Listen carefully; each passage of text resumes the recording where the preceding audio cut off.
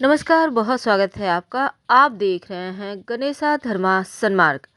Mean राशि, आपके ऊपर शुरू हो रही है शनिदेव की साढ़े साती।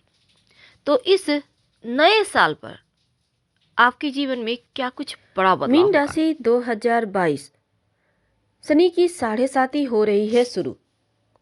और ये शनि की साढ़े साती 29 अप्रैल 2022 से शुरू होगी और इसका समापन 2030 में होगा। तो मीन राशि फल 2022 शनिदेव की साढ़े साती के अनुसार क्या कुछ होने वाला है आपके जीवन में बड़ा बदलाव। 2022 में आपके राशि के स्वामी देवगुरु बृहस्पति आपके ही राशि में गोचर करेंगे। इसके बाद शनि की साढ़े साती भी आपकी शुरू हो जाएगी। देवगुरु 13 अप्रैल को मीन राशि में आएंगे और 29 अप्रैल को साढ़े साती शुरू होगी।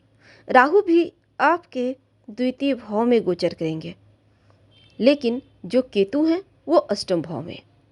ग्रहों की इस स्थिति से आपके करियर, पारिवारिक जीवन, आर्थिक जीवन पर इसका क्या प्रभाव पड़ेगा, इस बारे में आज हम आपके साथ विस्तार से साझा करेंगे। तो साढ़े साती जब 29 अप्रैल को शुरू होगी तो 12 जुलाई तक एक बार जो शनिदेव हैं कुंभ राशि में रहेंगे आपके 12वें भाव में। इसके बाद फिर वो मकर राशि में आ जाएंगे। तब थोड़ा सा यहाँ पर साढ़े साती का प्रभाव कमता हुआ नजर आएगा।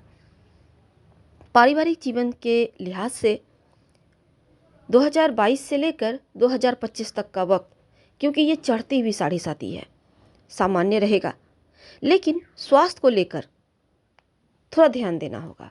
स्वास्थ्य में परेशानी दिखती है, क्योंकि ये साढ़े साती जब शुरू होती है व्यक्ति पर तो स्वास्थ्य की समस्या तो देती है, साथ ही रिश्तों में अलगाव की नौबत ला देती है।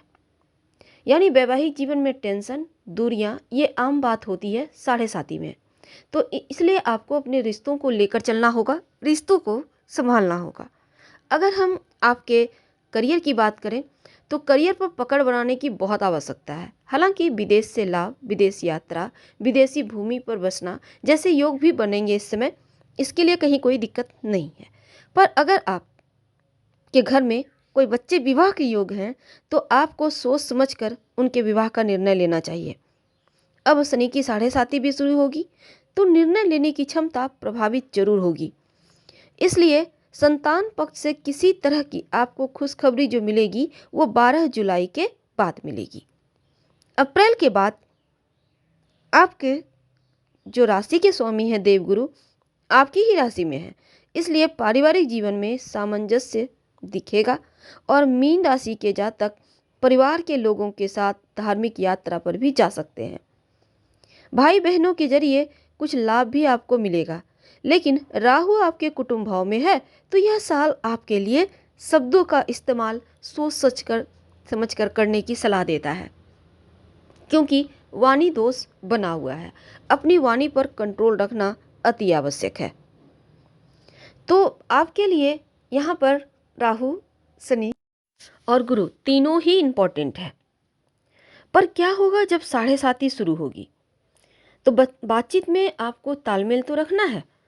अपने करियर, रोजगार में धैर्य के साथ काम लेना है, उतावलेपन से बचना है। और शुरुआती चरण है साढ़े साती का, तो कहीं ना कहीं भटकाव भी देगा। भटकाव से बचिए, वरना बदनामी पूरी तरह से हो जाएगी। क्योंकि देखिए, सबसे पहली बात तो अगर आप किसी के साथ लव रिलेशनशिप में हैं तो आपके रिश्तों में गलतफहमी हो सकता है। तो ऐसे में सही शब्दों का प्रयोग करके बातचीत करें, समझाने का प्रयास करें। और जून के बाद लव लाइफ के लिए ज़्यादा अच्छा वक्त रहेगा। जुलाई से वैवाहिक जीवन में समस्याएं हैं, क्योंकि संतुलन लाने के लिए आपको अपने व्यवहार को बदलना होगा। और जो मीन राशि होती है ना, वो द्विस्वभाव की राशि होती है। एक साथ दो राह पर चलने वाले होते हैं, एक साथ दो दिमाग काम करता है। और ये दिमाग दो का चलना, दो तरीके से चीज़ों को हैंडल करना, दो पथ पर चलना कहीं ना कहीं भटकाव देता है। यानी मीन राशि वालों को अक्सर देखा गया है कि ये दो राह पर चलते हैं, दो लोगों के संपर्क में रहते हैं और ये चीज़ें कहीं ना कहीं इनको कहीं का नहीं छोड़ती। तो अभी से आप थोड़ा थोड़ा सेविंग भी करें और अभी से आपको चाहिए कि ईमानदारी से अपने वैवाहिक जीवन को, अपने लव जीवन को, अपने रिश्तों को निभाएं, क्योंकि जरा भी बेईमानी आपके वैवाहिक जीवन को तोड़ देगा। तो रिश्तों के प्रति ईमानदारी रखें, भटकाव से बचें, दो राह पर चलना छोड़ दें। हालांकि मीन वालों, साढ़े साथी में इस समय कर्मों का फल देने के लिए शनिदेव विराज बस आ चुके हैं आपके पास।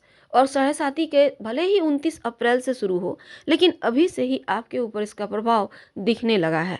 6 महीने पहले से ही प्रभाव लग जाते हैं। तो परेशानियां हैं वैवाहिक जीवन में, पर संतुलन बनाकर चलना होगा। जीवन साथी के सामने अपनी बातें रखें और अगर कहीं आपने कोई गलती की है तो फिर से ना गलती दोहराने का प्रयास करें। करियर की बात करें तो शुरुआत में आपने अभी तक जो भी अच्छे कर्म किए हैं उसके फल मिलेंगे, लेकिन जैसे ही शनिदेव कुंभ में आएंगे आपके 12वें भाव में, तो कार्य क्षेत्र में सजगता से आगे बढ़ना होगा। बुरी स्थिति बढ़ सकती है। हालांकि रोजगार करते हैं तो लाभ तो होगा, पर ईमानदारी से करें और थोड़ा सा भटकाव से बचना होगा। धन की बात करते हैं, बेवजह का खर्चा तो कराएगा ही, तो इन खर्चों से बचना आपको है। बेवजह की भटकाव से भी बचना है, क्योंकि आपका अधिकतर पैसा भटकाव में ही खर्च होता है। इसलिए आपको इस साढ़े साती में बहुत फूक फूक कर कदम बढ़ाना है, वरना बदनामी तो ऐसी होगी कि फिर मुश्किल होगा आपको संभलना, खड़े होना। स्वास्थ्य की बात करते हैं तो शनि के द्वादश भाव में गोचर करने से थोड़ी बहुत स्वास्थ्य की समस्याएं होंगी। खासकर आपको अपनी आंखों का ख्याल रखना है, खान पान का ध्यान रखना है। थोड़ा सा मानसिक तनाव साल के मध्य भाग में दिखता है ज़्यादा, इसलिए इस तनाव से आपको बाहर निकलना है।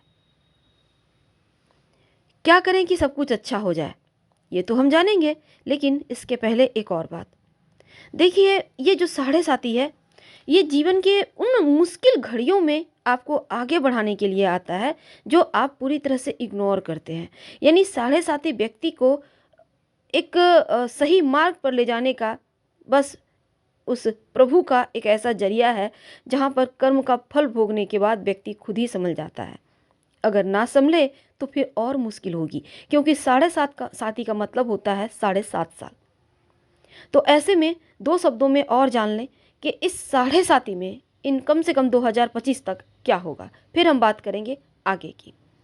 तो मीन वालों, आपके 11वें और 12वें भाव के स्वामी हैं शनिदेव, और कुंडली का 11वां भाव सामाजिक जीवन, मित्र का, आय का, इच्छाओं का और विदेश का भाव है, व्यय का भाव है, मोक्ष का भाव है। शुरुआत में आपके 11वें भाव में है और फिर अप्रैल के अंत से जुलाई के मध्य तक आपके 12वें भाव में रहेंगे। इसके बाद फिर से वो वक्री होकर आपके 11वें भाव यानी मकर राशि में आ जाएंगे। तो आपको अपने करियर पर फोकस करना है और बेहतर प्रदर्शन करने की आवश्यकता भी है। जो लोग जॉब करते हैं, भविष्य में होने वाली तरक्की को लेकर आप खुश रहेंगे। आर्थिक स्थिति उत्तम रहेगी और प्रतियोगिता परीक्षा की अगर कोई विद्यार्थी हैं, तैयारी कर रहे हैं, तो अपनी योग्यता के साथ आपको थोड़ा और मेहनत करना होगा, क्योंकि मेहनत जितना करेंगे उतना ही फल मिलेगा। थोड़ी सी भटकाव या एकाग्रता में कमी दिखती है, मन में व्याकुलता दिखती है। हालांकि आप अच्छे परिणाम लाने के लिए भाग्यशाली यहाँ पर उतने नहीं हो पा रहे हो। तो इस समय एकाग्रता की कमी होना, भटकाव होना आम चीज़ें होंगी, मन का व्याकुल होना आम चीज़ें होंगी। और आप चाहते हैं कि अच्छे परिणाम मिले, तो आपको ये सलाह दी जाती है कि बुरी संगति से, बुरी आदतों से बचिए। 2022 में पारिवारिक जीवन में कुछ ऐसी गंभीर समस्याएं आ सकती है जो आपका अपने जीवन साथी, अपने बच्चों के साथ विवाद करवाएगा, दूरियां लाएगा, क्योंकि ग्रहों की चाल ही कुछ ऐसी चली है कि सारा विवाद सुलझ तो जाएगा, पर आपको अपने स्वास्थ्य का बहुत ख्याल रखना है। खासकर छाती की समस्या, हृदय की समस्या और पेट की समस्या से बचना होगा। हालांकि अस्थायी होंगी, टेंशन के कारण थोड़ी परेशानियां होंगी, पर पुरानी बीमारियों से पीड़ित हैं तो आपको और ज़्यादा सावधानी रखनी ही होगी। छोटी छोटी बातों को नज़रअंदाज ना करें, चिकित्सक की उचित सलाह से ही काम करें। क्या करें कि सब कुछ अच्छा हो जाए? एक तो रोज़ शाम में ओम संग शनिश्चराय नमः का अभी से जप करना शुरू कर दें। दूसरा, ओम ब्रीं बृहस्पति नमः का जप करके अपने राशि के स्वामी को बल दें। तीसरा, अगर ज़्यादा कष्ट हो, पारिवारिक जीवन में, रोजी रोजगार में कष्ट बढ़ जाए, तब 3 शनिवार लगातार छायादान करें। अब ये छायादान क्या होता है? देखिए, शुक्रवार की रात स्टील की कटोरी में सरसों का तेल रखकर अपने सिरहाने सो जाइए। सिरहाने मतलब बेड के नीचे, सर के पास। इसके बाद आप शनिवार की सुबह या शाम तक में कभी भी इस कटोरी के तेल में अपने फेस को देखें, छाया को देखें और ले जाकर किसी गरीब व्यक्ति को दान कर दें या पास के किसी मंदिर में रखाएं। मंदिर की सीढ़ी पर आपके कष्ट थोड़े कम होंगे, पर ईमानदारी से रिश्तों को जरूर निभाएं, क्योंकि जहां आप भटकाव करते हैं, ईमानदारी खोते हैं, न्यायाधीश वहीं से दंड देना शुरू करते हैं और बदनामी योग है, संभल के और रहिए। साढ़े साथी में अपने स्वास्थ्य का बहुत ध्यान रखिए, साथ ही अपने कर्म को सही कीजिए, बहुत आवश्यक है। हम आपसे फिर मिलेंगे। हर हर महादेव।